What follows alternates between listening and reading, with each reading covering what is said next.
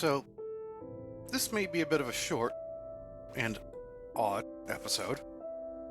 Mineman and I haven't had a chance to do a proper recording session in a while, except for one very brief session. So this will feature us doing a quick recap of what we've done off-camera, followed by me doing some reactor upgrades. So, you're wearing a thing that the viewers haven't seen yet. Is that so? Yes. Well, look at me using the free Camelot I have installed that I didn't realize I had installed this entire time. So hold on, camera's not working. I am wearing a hat, which is part of a mod of my own creation. This hat I made specifically as a joke for the PBJ and stand. Mm-hmm. Which the viewers also haven't seen yet. PBJ and a chocolate and s'mores stand. Mm-hmm. Which exists over here. Not that, you can see me visibly over there because I'm still in free cam, but, we have another edition as well. The soda pop. Oh yes, we also have a soda machine in the PBJ stand. Yes. I also moved the tables and chairs. I moved the tables and made chairs. Ah, yes. You moved the tables from inside to outside, and you moved the chairs from, non-existent to existent. yes. From void to here. Anyway, time for Nathan to Nathan. Yes. I don't know. Gonna spend 20 minutes talking about chocolate, or the soda stuff, and whatever else. I don't know. I've automated soda.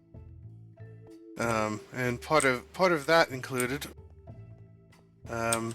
installing this fluid transposer, which is connected to a water source. And if you stick a bucket in it, you get a bucket of water, which is a source of buckets of water for use in recipes. So now, I just craft up a soda. Nice. We also have rainbow cables. Ah, yes. I have colored a bunch of the cables. I've set it up so that each of the major runs to the major parts of the base are a separate color. And then... Organization or something. Yes. And then I have some colors reserved as local colors in networking parlance, which all of you viewers will get because all of the viewers are you and me. Basically, those four local colors are used in different places around the base, but they're not connected to each other. Whereas the major runs, basically every blue, red, purple, and/or brown cable are connected to each other. So when I see one of those, I know where it goes. We're basically representing the internet in Minecraft. Yes. More so than we already have with the whole XNet stuff. Yes. I did a couple upgrades on the fish farm since my video, so I've moved it over here. It's actually down in the ladder where the cows used to be. Yes. Even more not able to fall in the hole. Yes. So I moved it down here so it could be closer to Machine Monster 2. You've discovered that the ladders don't work very well with the jetpack on. Yes. I had to fly up the ladder. So, now, instead of sending stuff into the ME system and then exporting it out, the stuff in the fish farm is just going directly into this processing block of crap. So, enchantables go directly into the enchantment extractor, including all enchanted books, which will separate out books that have more than one enchantment into books with one enchantment each, which is more useful and stacks in the ME system better. Amazing. I know I am. Also, I threw in a pulverizer over here, so that all the garbage bows and fishing rods we can pulverize them down to get sawdust, to make paper, to make more books for the disenchanter. Amazing. Is there any other recap things? Yes. Come over and see what I did with the nether portal. You shoved it deeper into the hole. Yes, and Nice. we have an anti-pigman system. Nice. It's really lame in that it doesn't work when they're standing in the portal. It doesn't shoot at them until they walk out. Interesting. Yes. But at least they can't flood the base anymore. Yes. So, I built another nuclear reactor. This one is not particularly fuel efficient, but it can handle much hotter fuels. I built it basically so we could burn some of this americium that we've been generating, and also this curium, both of which are too hot for our previous reactor. Now, since all these cables were in the way of where I wanted to put the reactor, I wired up the underside of it instead, so now you can access it from the sub-basement. So I went through and burned the americium fuel. We've gotten some curium isotopes that we can make fuel out of now. Now some of these curium fuels will absolutely work in our current reactor. So I'm looking at the various fuels, at the various isotopes we have, and considering what the most useful thing to do with them is. We can make fuel out of either curium-243 or 245, or 247 for that matter. I'm going to go ahead and make a couple of curium-245 fuel. And since this reactor can handle it, we'll use this one. Now, we have some curium-246 here that we're using for thermoelectric generators. Could reclaim some of it and replace it with this americium-243, which currently we don't have a lot of use for. So with this curium-246, we can make some more of this curium-243 fuel. And or this curium-245 fuel. Curium-245 is what we already put in here. This reactor will happily handle it, but this curium-243 fuel has a base heat of 112, which we will need this reactor for, which it can just barely handle. Now what I'm worried about here is we're going to fill up this induction matrix and waste all the power we generated. So maybe we can upgrade that. For the moment, I'm going to turn the reactors off, and I'm going to break this open, or I'm going to fall up the ladder. That's always a possibility. I'm going to break this open, and that's not the piece I need. I'm going to break this open. I'm going to take out this induction cell.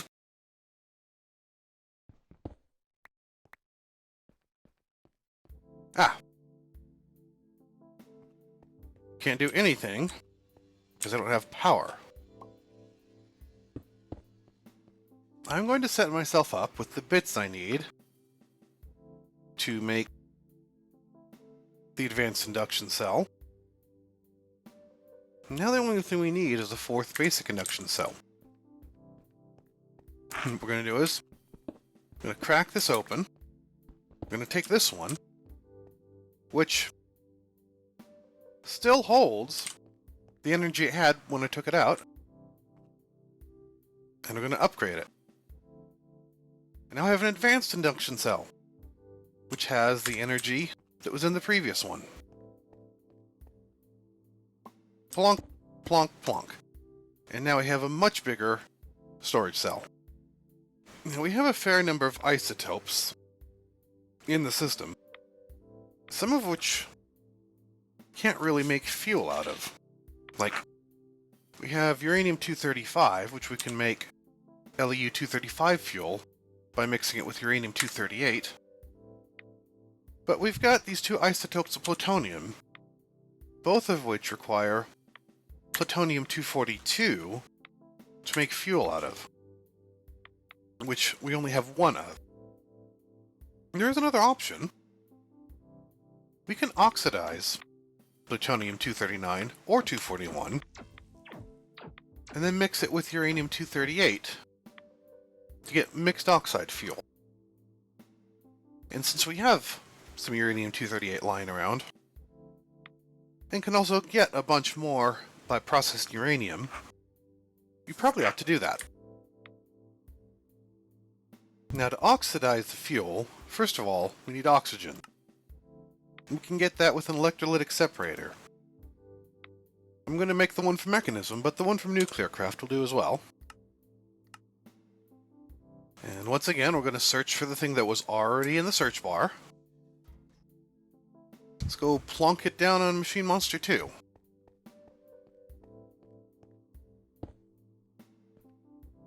And so what we're going to do, we're going to give it power, and we're going to give it water.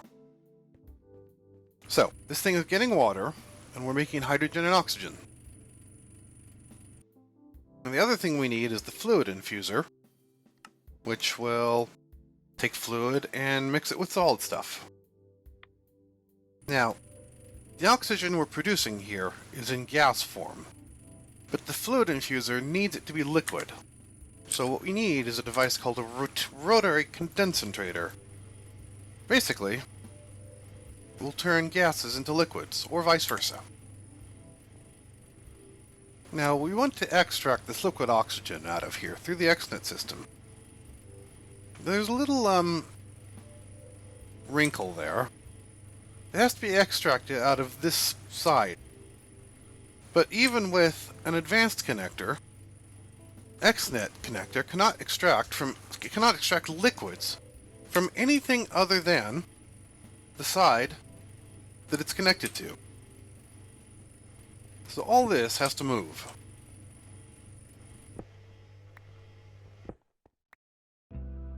And finally, we need the fluid infuser. Let's put it here. Already configured this connector to send in liquid oxygen. Now, if we take a bit of this plutonium-239, throw it in here, it'll slowly get oxidized with this oxygen. So now I have one plutonium-239 oxide. Let's mix it with uranium-238. Now this will happily go into this reactor. So off we go. I'm going to go ahead and process some more uranium, so we can get some uranium-238 to mix with this plutonium. Now let's see what isotopes we've gotten from all that fuel we just burned. Got a bit of berkelium. We've gotten some more curium. Probably the next thing we'll want to do is burn some of this berkelium fuel. That's a fairly cool burning fuel, so we can put it in our more efficient reactor. And we've got some more curium fuel we can burn. Let's do that as well.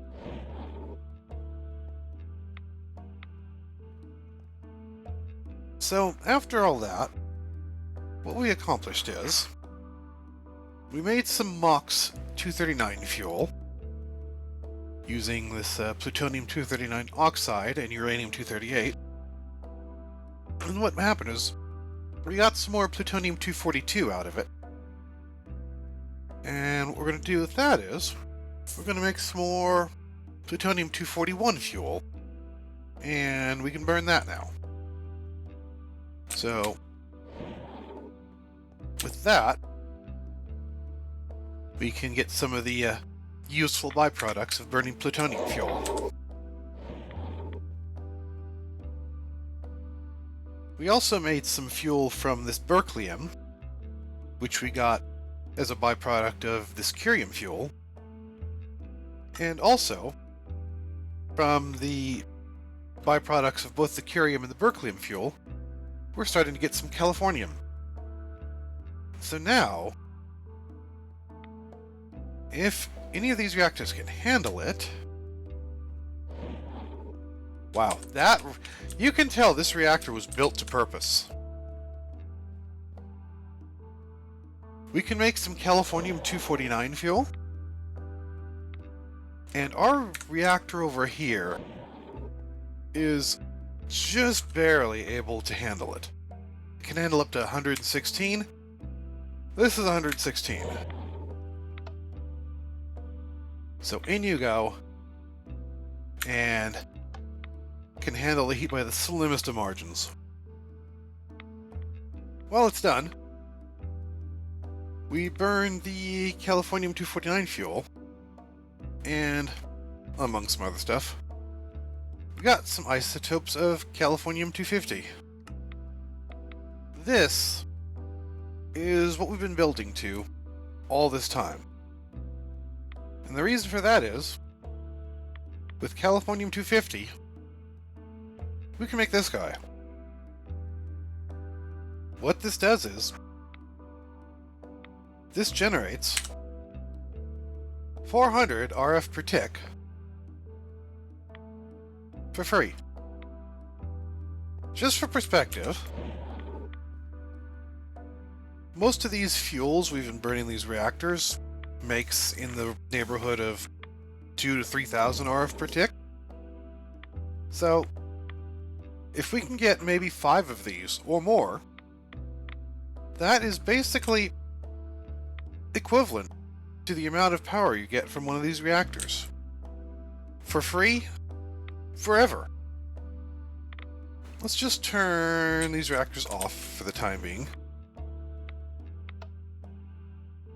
So right now, all we're getting power from is our nuclear batteries in here, basically. Well, just for the sheer hell of it, let's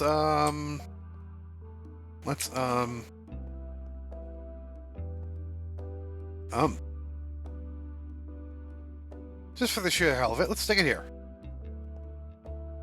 And just like that, we're getting more than twice the amount of power we were getting before.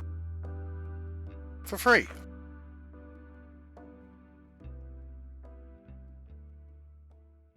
But we're not going to question Minecraft logic. No. That way lies madness.